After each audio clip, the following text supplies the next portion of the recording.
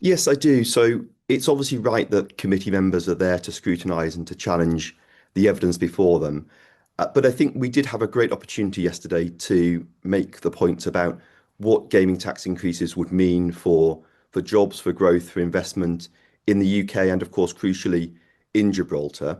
It's not always that we have the opportunity at a forum like the Treasury Committee to make that case. So I'm really pleased that we have had that opportunity yesterday.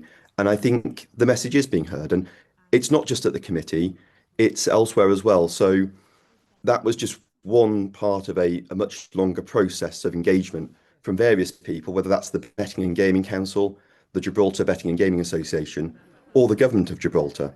So I know that Minister Feetham, for example, has been working closely with ministers and officials in the UK, in the Treasury, to make sure that the message is heard. And I think it is being heard. 75% of UK bets are placed through companies registered in Gibraltar. You call Gibraltar Centre for Excellence. We've seen how the sector has hugely grown in the past 2 decades. So, if these expected tax increases do materialise in November, what do you foresee will be the impact on the sector in Gibraltar? Well, I don't think the Chancellor will raise taxes to the really extreme levels that some people have been calling for. So I don't think we're going to see rates more than doubling. I think there's a recognition in the UK government that that would be completely counterproductive. It would cost, as you say, we estimate could be 40,000 jobs in the UK. And of course, that would have an impact on Gibraltar as well. But I think the Chancellor is going to be far more sensible than that. So I think if there are modest tax increases, hopefully there will be minimal impact on the UK and Gibraltar. What I would say is, of course, as I mentioned earlier, we have been working really hard to land that message with the UK government, and I think it is being heard. What would you say is a modest increase? Well, very hard to say. No one knows for sure where the tipping point is. I think we just know from experience in other countries that we're probably close to it. As I say, any tax increase is an increase in costs for businesses that already have thin margins and are already very heavily taxed.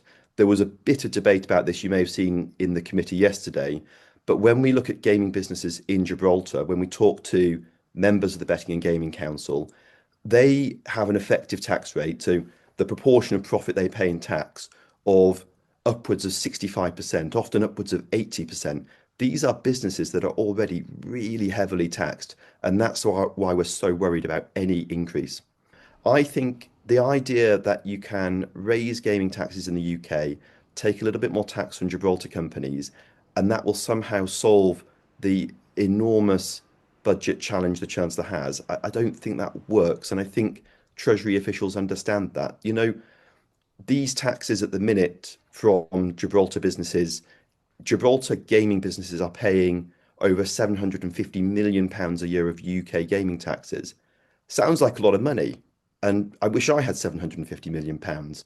But in the context of the UK government, that's not a great deal of money. And I think it would be really unwise for the government to say, well, let's risk those jobs, let's risk those livelihoods just to raise a little bit more money that won't actually make a difference, or in fact, as I say, might even be counterproductive if we are at that point on the Laffer curve.